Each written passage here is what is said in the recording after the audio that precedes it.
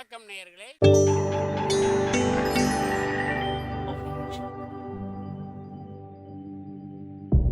மகிழ்ச்சிக்கோர் தென்கட்சி என்ற அலைவரிசையில்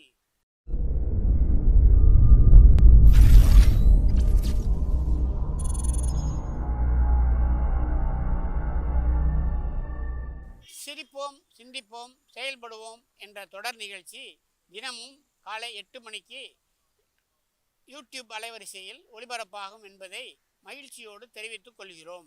நம்மளை மாதிரி ஒரு ஆசாமி அவன் நம்மளை மாதிரியே கற்பனை பண்ணான். அதாவது நாம் தான் இந்த உலகத்தில் ரொம்பவும் கஷ்டப்படுறோம், மற்றவங்கள்லாம் சந்தோஷமாக இருக்கிறாங்க அப்படின்னு அவன் நினச்சிக்கிட்டான். அவன் ஒரு நாள் கடவுளை வேண்டிக்கிட்டானான். சுவாமி, இந்த உலகத்தில் எவ்வளவோ பேர் இருக்கிறாங்க, ஒவ்வொருத்தருக்கும் ஒவ்வொரு விதமான கஷ்டம் இருக்கலாம், ஒத்துக்கிறேன். இருந்தாலும் எனக்கு அது கொஞ்சம் அதிகமாக இருக்கிறது மாதிரி தெரியுது. அதனால் நீங்கள் எனக்காக ஒரு சின்ன உதவி செஞ்சால் போதும்.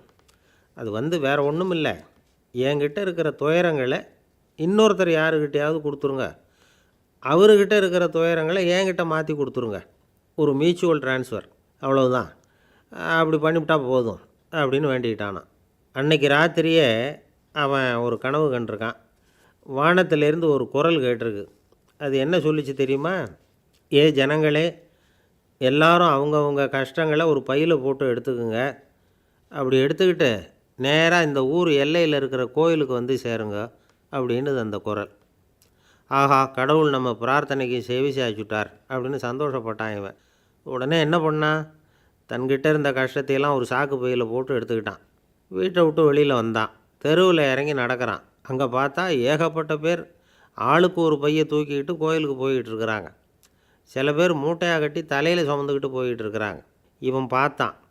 இவனுக்கு ரொம்ப ஆச்சரியமாக இருந்தது. ஏன்னா எல்லாரும் வச்சுருக்கிற பை இவன் பையை விட பெருசாக இருந்தது. இவன் பை தான் இருக்கிறதுலே கொஞ்சம் சின்னதாக தெரிஞ்சுது. இப்போ அவன் மறுபடியும் சாமியை வேண்டிக்கிட்டான். கடவுளே, இப்போ உள்ள சூழ்நிலையை கவனித்தா என்கிட்ட இருக்கிற பையே பரவாயில்லன்னு தோணுது. அதனால் வேறு பை எதையும் மாற்ற வேணாம், இதுவே பரவாயில்ல, இந்த பையோடு திரும்பி வீட்டுக்கு போனால் போதும்னு நினைக்கிறேன் அப்படின்னு எதோ நினைக்க ஆரம்பிச்சுட்டான் அவன். எல்லோரும் கோயிலுக்கு போய் சேர்ந்தாங்க. கோயிலில் அந்த குரல் மறுபடியும் கேட்டுது. எல்லாரும் அவங்கவுங்க பைகளை சுகத்தில் தொங்க விடுங்க, திடீர்னு விளக்குகள் அணையும், மணி அடிக்கப்படும், அதுதான் அடையாளம். அந்த சமயத்தில் இருட்டில் உங்களுக்கு வேண்டிய பையை நீங்கள் மாற்றி எடுத்துக்கலாம், தேர்ந்தெடுத்துக்கலாம். வெளிச்சம் இருக்கிறப்பவே உங்களுக்கு பிடிச்ச பைக்கு பக்கமாக பார்த்து நீங்கள் நின்றுக்கலாம் அப்படின்னு சொல்லி விவரம் சொல்லிச்சான் அந்த குரல். அப்படி சொன்னதுக்கப்புறம் திடீர்னு விளக்கு அணைஞ்சிது, மணி அடிச்சுது. கொஞ்ச நேரம் கழித்து மறுபடியும் விளக்குகள்லாம் எரிஞ்சுது. இப்போ பார்த்தா எல்லாரும் அவங்கவுங்க பையையே கெட்டியாக பிடிச்சிக்கிட்டு நிற்கிறாங்க. இவனும் அப்படியே நிற்கிறான். இவன் மெதுவாக பக்கத்தில் நிற்கிறவங்ககிட்ட கேட்டானா, ஏன் நீங்கள் பையை கையிலே வச்சுருக்கிறீங்க, செவுத்தில் மாட்டலையா அப்படின்னு கேட்டிருக்கான். இல்லைப்பா, நீ ஏன் கையிலேயே வச்சுருக்கிறியோ அதே காரணத்துக்காக தான் நாங்களும் வச்சுருக்குறோம். நம்ம கவலைகளை பற்றி நமக்கு ஓரளவுக்காவது தெரியும், ஆனால் மற்றவங்க கவலைகள் நமக்கு பரிச்சயம் இல்லாதவை, பழக்கம் இல்லாதது. அதனால் நமக்கு தெரிஞ்ச கவலைகளை சமாளிக்கிறது சுலபம். தெரியாததை சமாளிக்கணும்னா மறுபடியும் ஆரம்பத்திலேருந்து ஆரம்பிக்கணும்.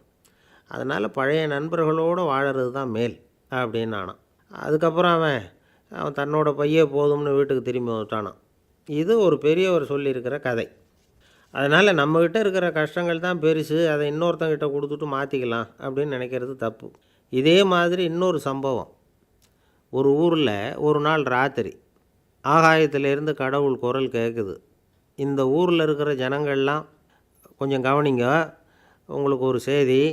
அதாவது இங்கே இருக்கிற ஜனங்கள்லேயே கொஞ்சம் கூட கவலையே இல்லாத ஆள் யாருன்னு எனக்கு தெரியணும். அதனால் எல்லாரும் அவங்கவுங்க கவலைகளை ஒரு பையில் போட்டு எடுத்துக்கிட்டு கோயிலுக்கு வாங்க அப்படின்னார் கடவுள். உடனே வரிசையாக எல்லோரும் வர ஆரம்பித்தாங்க. எல்லார் கையிலையும் பை இருந்தது, சின்னதும் பெருசுமா. கவலையே இல்லாத ஆள் யாருன்னு தேடினார் கடவுள். ஒரே ஒரு ஆள் மட்டும் கையில் எதுவும் இல்லாமல் வெறும் கையை வீசிக்கிட்டு ரொம்ப ஜாலியாக நடந்து வந்துக்கிட்டு இருந்தான். கடவுள் அவங்ககிட்ட போனார். ஏன்ப்பா, உனக்கு கவலையே இல்லையா அப்படின்னு கேட்டார். எனக்கும் சில கவலைகள்லாம் உண்டு அப்படின்னானா அவன். எங்கே அதெல்லாம்னு கேட்டிருக்கார் கடவுள். பின்னாடி லாரியில் வந்துக்கிட்டு இருக்கு அப்படின்னானா.